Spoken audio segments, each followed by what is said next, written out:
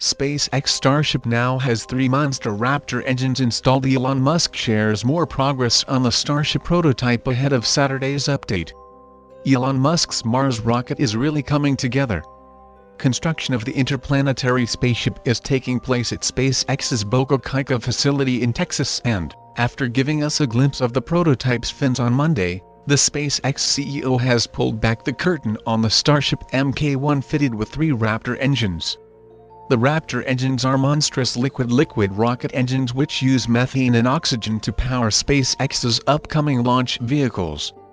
They will be used in SpaceX's next-generation rocket, which contains 2 stages, the Super Heavy first stage, which lifts it into orbit, and the Starship second stage, which takes it through the void of space.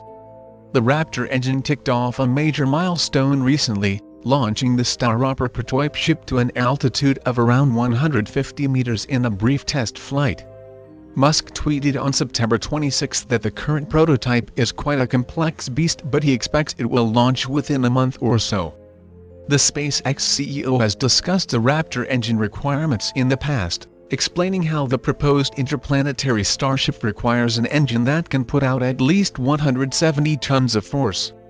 Previous testing showed a single engine reaching 172 tons of force, but it's now pushing 200. The Starship will be attached to the top of the Super Heavy rocket, which will likely have up to 31 Raptor engines strapped to its bottom.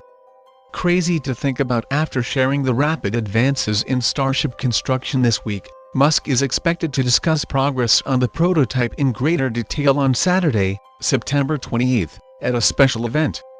The conference will mark the 11th-year anniversary of SpaceX first reaching orbit. Can I get 1 subscriber? Thank you. Have a great time ahead.